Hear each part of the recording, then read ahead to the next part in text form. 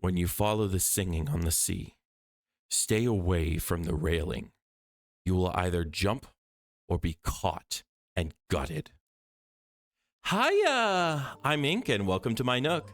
Hope you all have some fun plans for this weekend, or if your days off are not Saturday and Sunday, then I hope that you have some fun plans for whenever you get off next, even if those plans are to do nothing.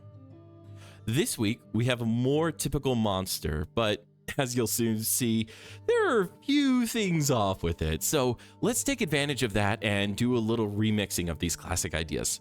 For the meat space sketches, I'll be using my TWSBI Go with a 1.1mm nib and Noodler's black ink. First off, for those of y'all who are new here, welcome! This is a weekly monster making show where we go through the whole process of making a strange and offbeat creature, including the art, making lore, naming, making up abilities, assigning stats, and outlining core phrases. And if that sounds fun, keep watching. I think you'll especially enjoy how we incorporate how these creatures can take down their targets, which are much, much more massive than them. So, with no further ado, let's start chatting about the art. To get a starting point for the art, we'll draw 7 cards, then select 4 to use for the visual inspiration for our monster. This time I caught a couple of watery cards in the furry fishtail and angler appendage. Along with that, there's a scythe and an eye hand thing. The pale man's hands from Pan's Labyrinth. Now, here comes the first challenge. How the heck do we pull these disparate elements into a cohesive whole? Well, a scythe is easy enough. This is a person that holds a scythe. However, that immediately sends us into a weird place because we have that fish tail thingy. Fish don't have hands to hold scythes with. And this can't even be a hold it in the mouth situation because we literally have hands on one of the other cards. So we need something with both a fish tail and human hands. Now, what kind of creature could that be? Well, how about a mermaid? Merfolk have both hands and fishtails. On top of that, we can pull in the angler lure by plopping it on her head. Seems simple enough, though we still need to represent that eye hand thingy. I mean, could just have one hand outstretched and looking forward, but that wouldn't make sense if you just had a set of normal eyes to use. So let's imply that this mermaid is blind by tossing some bandages over her face. Alrighty. That's about it for the initial sketches. Next, we'll scan it in and start working digitally. Now that we have the visual side going, let's start with the storytelling. Time for the lore. First off, merfolk. We're working within a very fraught mythological sphere. While the most familiar forms have come from the sirens of Greek legend, pretty much every culture with access to the ocean has a fish-person hybrid. Selkies, Renyu, the Meriwife, the Ninyo, and plenty of others. However, since this design is mostly siren-esque, we'll keep with that Greek idea. And while we are using that Greek siren as a base, our first twist is going to be to add another narrative to the mix. A more modern one. The Little Mermaid. Well, okay, one story isn't exactly the truth. Both the Brothers Grimm and Disney versions have the elements of a magical trade with a sea witch, and I want to capitalize on that. Let's just say, what if Sirenetta's and Ariel's deals were a major part of the merfolk's magics in general? This would also play into the idea of the Pythia, or better known as the Oracles of Delphi, specifically the tendency to portray them as blind, save for their visions of their future.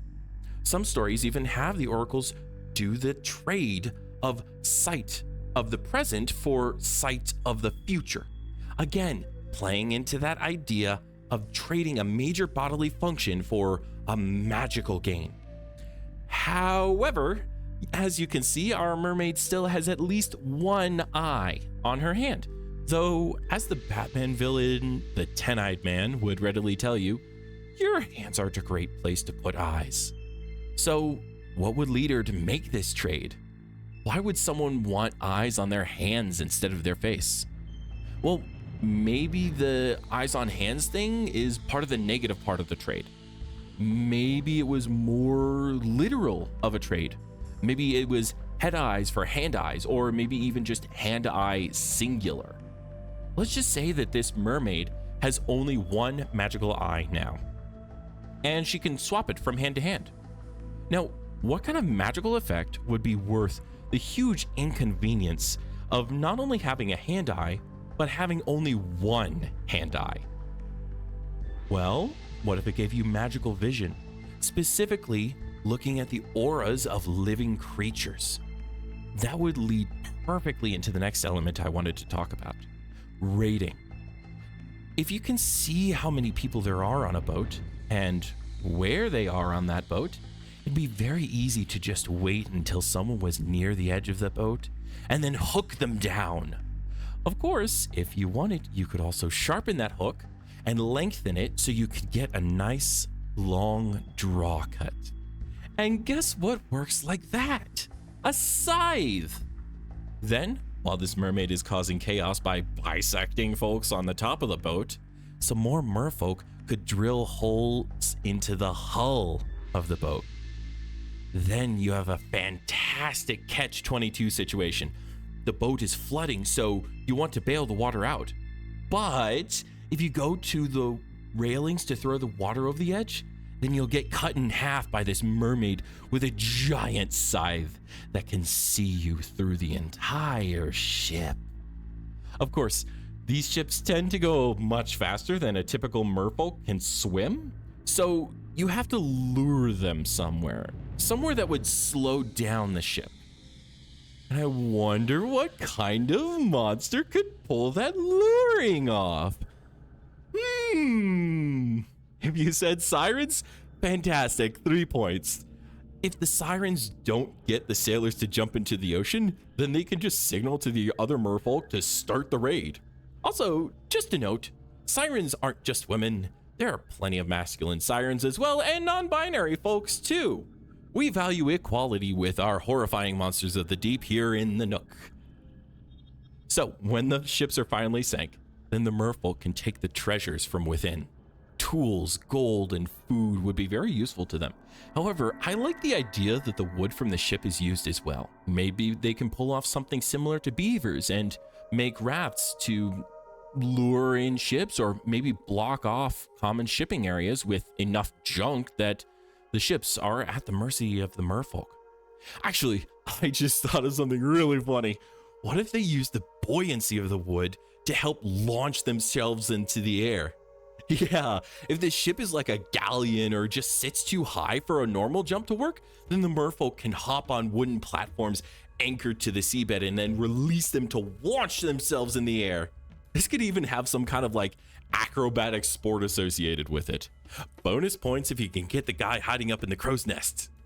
Alrighty, I think we've gotten enough lore for now, but before we start filling out the monster card, we're most of the way through the video, so if you're enjoying things, why don't you drop a like and subscribe? Thank you very much. Also, I want to try adding a question to each week's video for y'all to answer in the comments. So let me know if you like the idea. This week's question is, what part of your body would you trade for a single magical spell? The power of the spell is equivalent to the size and usefulness of your body part. And you can't use the spell to regain that lost body part, that's just cheating. As y'all are noodling on that one, let's get started on the monster card. To start, we have the name. Mermaid Seer seems pretty fun, especially with Seer being kind of a double entendre, with Seer as in oracle and then Seer literally as the one who sees. But let's attach an actual name to her. How about we take the two names of the little mermaids and throw them together? Arietta. Arietta, the Mermaid Seer. Seems pretty good. Next up, let's move on to the abilities. We'll begin with the hand eye. It's in your face immediately from looking at the art, so let's look at the main points. It's sort of this idea of X-ray vision that specifically locks onto living things. Well, we can maybe just simplify that to life-seeing eye. That gets across the idea that this is specifically something that looks for living targets, but it definitely leaves room for like an undead party member, like maybe a skeleton, to become invisible to the seer. That would be really fun. Then let's focus on the jumping. That's a major part of the strategy and unusual thing in the mermaid's arsenal. Specifically, I want to include that launcher idea. It revolves around buoyancy and catapulting her into the air. Though it's less of a catapulting motion and maybe more of a shooting one. Oh, I have it. Buoyancy Ballista Rider. That just sounds fun to say. Buoyancy Ballista Rider, Buoyancy Ballista Rider, Buoyancy Ballista Rider. Yeah. Alrighty, finally, let's go for the scythe. It's an iconic part of Arietta's skill set. If you use her on your players, they'll remember for sure. The idea surrounding this is that motion of jumping up to yank and then cutting down into the sea. How about Sea Catch Blade? Actually, wait, I have a better idea. Sailor's Bane Scythe. That sounds so fun. Like, the sailors know to watch out, but the legend is there for a reason. Alrighty, now that we're done with the abilities, let's move on to the stats. As usual, we'll be using the D&D 5th edition stat spread, and the numbers will refer to the modifiers rather than the scores. Strength. Arietta needs to be pretty beefy to wield that scythe one-handed, and also to jump in the air from the ocean. Let's go for a 3. Constitution. Again, needs the beef. To withstand multiple ballista launches in the battle, the seer needs to have like a lot of endurance and some bulk. Though, I suppose not as much as her strength, so we'll put it at a 2. Dexterity. Flying through the air leads to some pretty dexterous feats, but nothing too special in combat, so we'll put it at a 1. Intelligence, nothing too special. This is a warrior, not a scholar. 0. Wisdom. Well, sight is really important to the seer, so it's in the name, so let's put it at a 3. Charisma. A mermaid, siren or not, tends to be pretty good at singing, so, we'll put it at a 2. It's in their culture. With that, we have a pretty balanced stat lineup. Nothing ridiculous, but also nothing too bad. This is a versatile monster with plenty of tools, even if the original plan doesn't work out. Finally, we have the core phrases. These are statements or questions that help characterize the monster and guide DMs on how to play these creatures in a unique and interesting way. They sing, he drills, I jump. This gets across the 3 parts of the rating plan. First, the siren starts singing to lure the boat. Then the driller starts boring into the hull. Finally, when people start coming to the edge with buckets, our seer launches herself into the air to slice them up. Simple, clean, effective. Why do they all fall for the same trap? It's strange how many times this ambush worked with nobody being able to outsmart or overpower the merfolk. At this point, it's almost got frustrating with how easy it is for Arietta. This gives a great opportunities for players to have an interesting interaction with our seer. She'll be angry at being beaten, but the exasperation will finally release, leading to a sort of duality in the interactions. I will be the best jumper in the sea. Arietta has a strong sense of pride and investment in her role as a jumper. I mean, she gave up her eyes to be better at it, so this would be a pretty big deal for her. It would also contribute to a fantastic interaction if the players are able to beat her and either capture or talk to the mermaids. These core phrases set up for a really fun encounter, starting with an ambush. Then, if the players can capture Arietta, they'll have a really interesting conversation as this weirdo mermaid is both thankful that there was an actual challenge, but angry that she lost. It seems like it could lead to a wild session or two based on how the players end up handling things. And that's that. Thank you all so much for watching. I hope you enjoyed this week's video. I certainly did. One thing to note is that this week I will be out of the country on a family trip, so things will be a little strange with the upload schedule, possibly ending up in me taking a week off, but I will keep you up to date in the community posts, so subscribe to keep up to date on things like that. This video was fun, and it's interesting that I got two similar monster-ish girls just 2 weeks apart. And to everyone who sees this, I release Arietta the Mermaid Seer to use at your tables. With that, let's bring this video to a close. For those of y'all with dark skies, good night. And if you have bright days, good morning. Whatever part of the world you're from, I hope you have a lovely morning, afternoon, evening, and night. Goodbye!